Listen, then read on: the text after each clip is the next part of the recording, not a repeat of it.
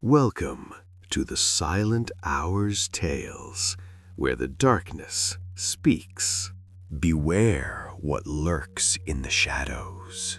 Lila drove along the winding road, the fog curling around her headlights like a living thing, shifting and writhing as if it had a mind of its own. The small town of Evershade appeared out of nowhere, shrouded in a quiet that felt unnatural, almost oppressive, each shadow seeming to stretch and reach toward her car. Every house she passed was dark, the windows shut tight, curtains drawn as if hiding from something or someone watching from within. The streetlights flickered weakly, casting trembling pools of pale light that barely pierced the mist. The air was thick, damp, carrying the faint scent of smoke, wet earth, and something she could not name, a metallic tang that made her stomach churn. She shivered violently and gripped the steering wheel tighter, knuckles whitening. "It's just the fog, just a small town," she whispered, though her voice trembled like a leaf in the wind. Finally, she reached the house she had rented. Its peeling paint and sagging porch immediately gave her pause, shadows pooling beneath the eaves like dark water. But it was what she could afford. As she stepped inside, the wooden floor creaked under her feet, echoing like whispered warnings, and the air smelled of mildew, decay, and something stale that lingered just beyond recognition. She set down her bags and forced a weak, trembling smile. "Home, sweet nightmare," she muttered, trying to convince herself she was just being dramatic, though a cold shiver ran down her spine. Night fell faster than she expected. Darkness enveloped the house so completely it seemed to swallow every corner, pressing in like a living presence. Lila tried to unpack calmly, but the oppressive silence pressed against her ears, vibrating with an almost sentient intent. Hours passed, and when she tried to sleep, she was met with a soft tapping, rhythmic and deliberate, coming from somewhere inside the walls, echoing off the hollow spaces of the house. She froze, every hair on her body standing on end. The sound moved closer, circling her room, yet she could see nothing. A shadow flickered in the corner, vanishing the moment she focused on it, leaving a lingering dread that clawed at her chest. Her heart raced violently as she grabbed her phone, but there was no signal, not a single bar. "Lila, Lila." The next morning, she wandered the streets of Evershade, hoping to find someone, anyone awake. The town seemed abandoned, yet the streets were immaculate, almost deliberately so, as if some invisible caretaker had scrubbed it clean of life. Finally, an old man pushing a vegetable cart emerged from a shadowed alley, his face pale and expressionless. "Excuse me," she called, voice trembling. "Is anyone awake around here?" The man's eyes narrowed, a flicker of something unreadable passing over them, and he shook his head. "Awake, child. No one sleeps here, not since the mist came." "Mist?" she asked, curiosity and fear warring in her chest. The old man didn't answer, simply muttering, "Just keep to yourself or it will notice you," before shuffling away, leaving only a sense of creeping unease that crawled along her spine. Back at her house, she tried to research Evershade online, but her phone barely worked, and the town seemed absent from any map. Legends described it as a place where sleep was forbidden, where residents were perpetually awake, pale and silent. Strange lights were reported in the surrounding forests, and newcomers often left or disappeared without a trace. That night, the tapping returned, louder and more insistent. The shadows in her room seemed to twist and pulse, stretching toward her like dark fingers. On the wall, something faintly glimmered, letters etched into the plaster, almost invisible, shimmering slightly as if alive. "Don't sleep, or it will find you." Panic gripped her, icy and unrelenting, as she searched the house. Every corner seemed to breathe with dark anticipation, walls pulsating faintly with a hidden rhythm. The air grew icy, her breath visible even in the warm lamplight, and a whisper called her name, soft, deliberate, curling around her ears. "Lila." She spun around. Nothing. The floorboards above her creaked as though someone or something was pacing deliberately. Against her better judgment, she climbed the narrow stairs to the attic. There, a small, dusty box rested in the corner. Inside were photographs of the town, all taken at night. In each photo, a shadowy figure loomed behind the residence, faceless, patient, always observing, its presence unnervingly palpable. A note lay atop the photos. It watches the sleepless. It waits for the curious. Don't let it see you. By midnight, the unease had escalated into full-blown terror. The tapping became pounding, resonant and bone-shaking, and the whispering voices grew louder, overlapping, circling her head. The shadow she had glimpsed earlier reappeared, tall, faceless, impossibly still, radiating a quiet, patient menace. Lila was frozen, not in her body, but in her thoughts, trapped by an icy dread that seeped into her mind. A voice without sound murmured, "Sleep, and it will come." She realized the town had rules, invisible and merciless, and breaking them could cost her everything. She could not sleep, could not rest, and the shadow was patient, omnipresent, waiting. She sat in the dark, flashlight trembling in her hands, eyes locked on the shadow lingering near the wall. She whispered to herself, trying to stave off panic, "Just a dream, just a dream." But she knew it wasn't. Evershade was alive in ways she could not understand. The walls seemed to pulse, the floor to breathe, and the air itself thickened with anticipation. Whatever haunted the town had already noticed her. She wasn't just a visitor, she was a target, trapped in a place where the night never ended and the rules of reality were rewritten with every heartbeat. And as the wind howled outside, carrying the faint echo of voices that weren't theirs. Since that first night, Leela had not slept a wink.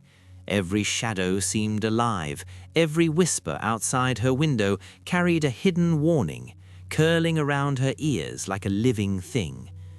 The town of Evershade had a rhythm she couldn't understand, a pulse that made her chest tighten whenever she tried to rest. Her days blurred into nights, but for the town it seemed there was no night, only a pale, constant twilight.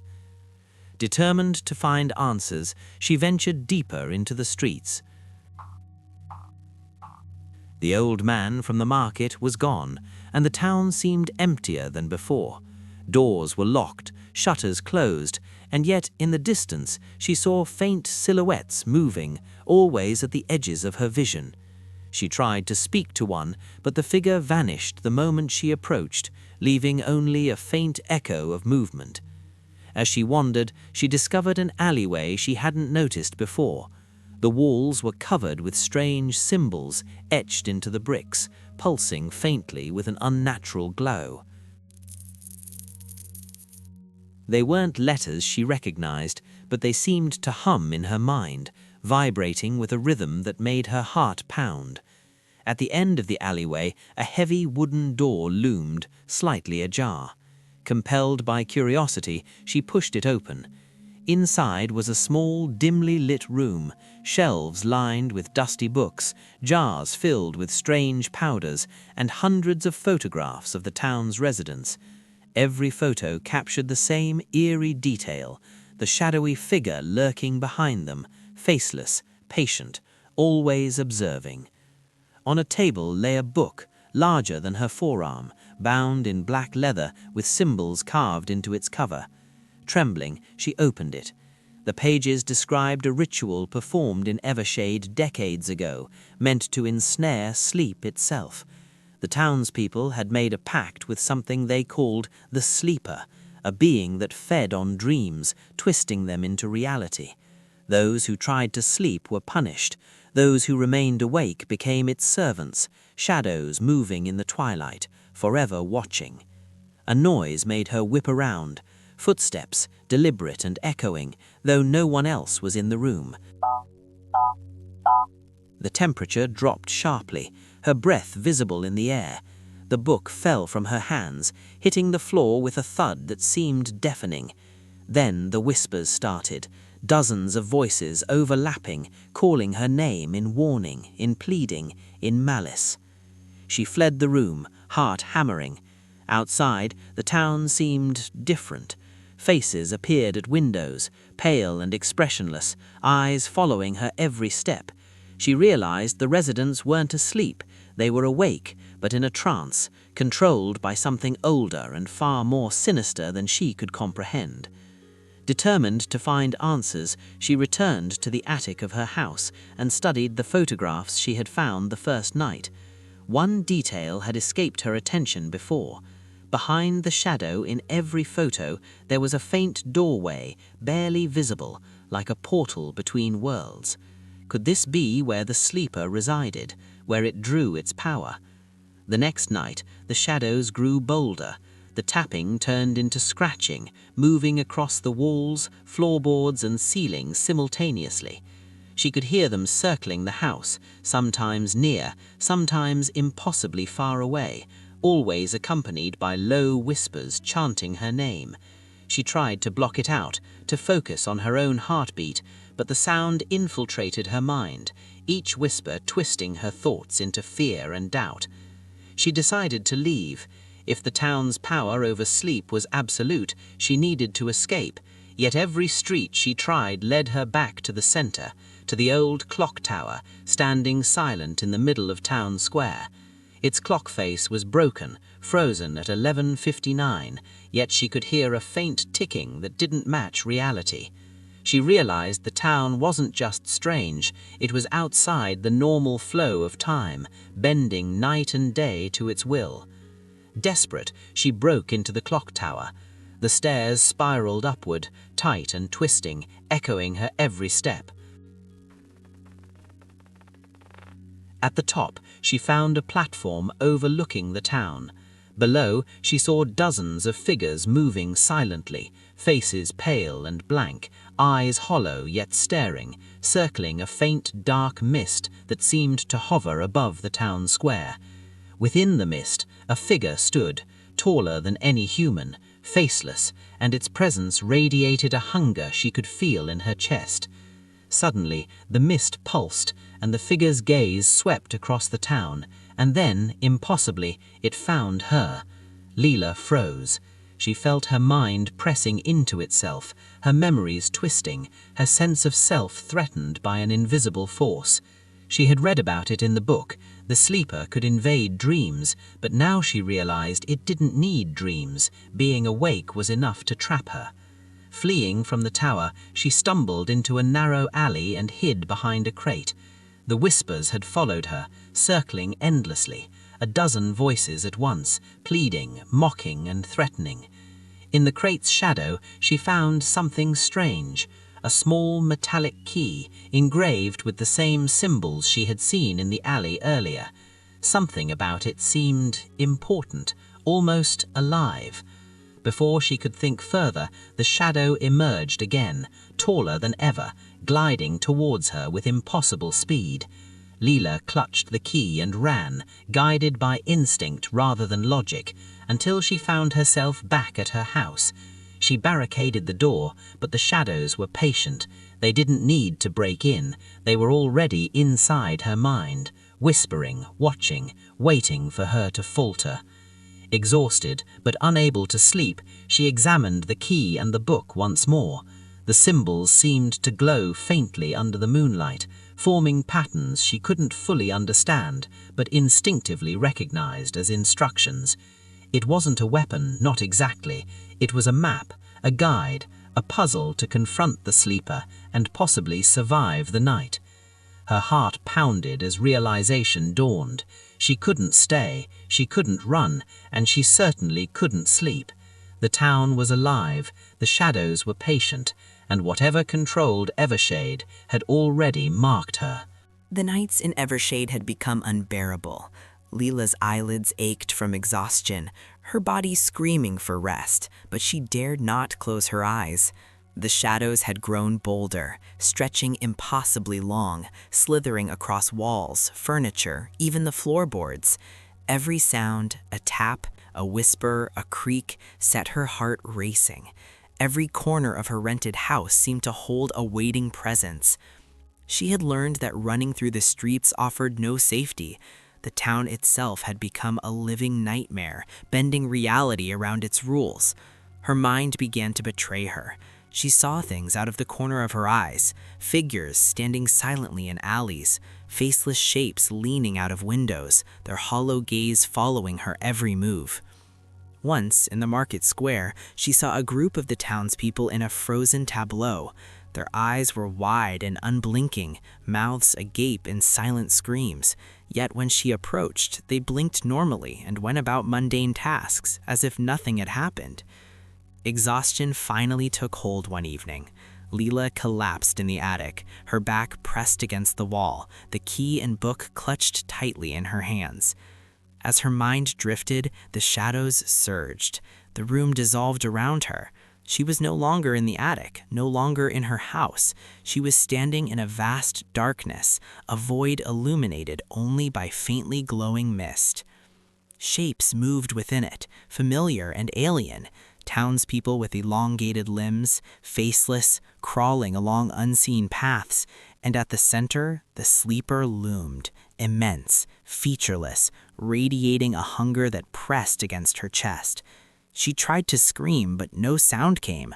The whispers were inside her head now, twisting words into threats, memories into distortions. Every thought she had was folded into the void, every memory questioned. She ran blindly, the ground beneath her shifting like liquid shadows, her hands brushing through mist that felt alive, whispering secrets she could barely comprehend. Suddenly, she felt a cold, invisible hand grip her shoulder. She spun, expecting the shadow, but nothing was there. Then the ground gave way beneath her, and she fell through layers of darkness, each more twisted than the last.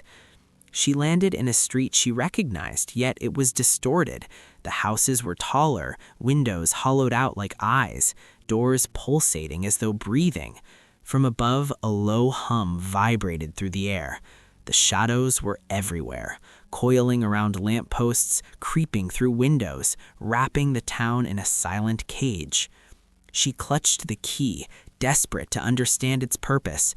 The symbols etched on it glowed faintly, illuminating a narrow path that cut through the mist. It led her to a doorway that hadn't existed before, framed in the same glowing symbols she had seen in the alley. Beyond it, she glimpsed a room filled with light, warmth, and the faintest echo of normalcy. But the mist surged forward, reaching for her, dragging cold fingers across her skin. She stepped through, and the world shifted again. She found herself in an enormous hall, walls lined with mirrors. But the reflections weren't hers. They were distorted, screaming versions of herself, each twisting into a grotesque form. The whispers grew louder, overlapping into a deafening chorus of accusation and warning. Then, from the shadows between the mirrors, the sleeper emerged, each movement smooth and terrifying, faceless and infinite. She ran, guided by instinct, trying to find a way out. Each turn revealed more mirrors, more versions of herself, more distorted townspeople frozen in silent torment. The key pulsed with warmth in her hand, a beacon in the darkness. She realized the only way to survive was to use it to unlock the path the sleeper had created, to confront it head-on instead of running. Gathering every ounce of courage, she pressed the key into a symbol etched into the floor. The mirrors shattered in a cacophony of glass and whispers, the shadows recoiling as the key's glow spread.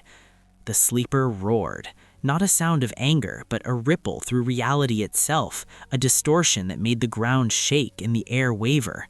Leela felt herself pulled towards the center, towards the massive, faceless figure, the pull of the town's power almost irresistible.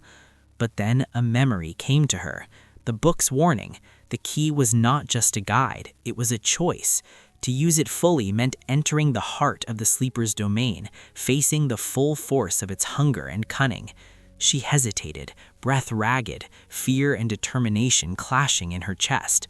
The figure loomed closer, stretching impossibly, its presence pressing into every corner of her mind. She stepped forward, turning the key fully in the glowing symbol. The ground beneath her ripped open, and she felt herself falling again, deeper than before, through a void of shadows and whispers. She landed in a chamber unlike any she had seen, a cathedral of darkness, the walls alive with moving shadows, the ceiling pulsing like a heartbeat. At the center, the sleeper waited, immense, its faceless gaze fixed on her, patient and eternal. And for the first time, Leela understood. She could not escape the sleeper by running. She would have to face it, to navigate its world, to survive the night by confronting the very force that had cursed Evershade and all who dwelled within it. Every instinct screamed to flee. Every shadow whispered that she was too late, but something inside her refused to give in. She clenched the key, raised the book, and whispered a single word she hoped would be enough. "Show me." The shadows recoiled slightly, the whispers halted for a breath, and the sleeper shifted its immense presence. The real nightmare was about to begin. The nights in Evershade had become unbearable. Leela's eyelids ached from exhaustion, her body screaming for rest, but she dared not close her eyes.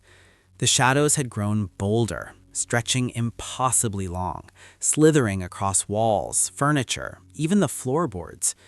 Every sound, a tap, a whisper, a creak, set her heart racing. Every corner of her rented house seemed to hold a waiting presence. The cathedral of shadows stretched endlessly above her, walls alive with writhing darkness, every heartbeat of the place vibrating in Leela's chest. The sleeper loomed at the center, immense, faceless, its presence crushing in its intensity. Leela gripped the book and the key, the symbols glowing faintly as if reacting to her fear and determination. She knew that she could not run, not anymore. If she wanted to survive, she had to confront the force that had cursed Evershade for decades. The shadows writhed, forming shapes, distorted townspeople, elongated faces with hollow eyes, silent screams frozen in time. Each step Leela took made them surge, pressing in, whispering in voices that were both familiar and alien. "You cannot leave. You are ours." She pressed the key into the floor, turning it deliberately, focusing on the patterns etched into the cathedral's dark stone. Light flared briefly, cutting through the darkness, and the whispers faltered, almost as if the key was a beacon that repelled the shadows. The sleeper reacted, folding reality around itself. The air became thick, bending with unnatural gravity, stretching the floor and walls, pulling Leela toward the center. Her thoughts threatened to unravel, memories twisting into false images, showing her herself asleep, lifeless, consumed by shadows.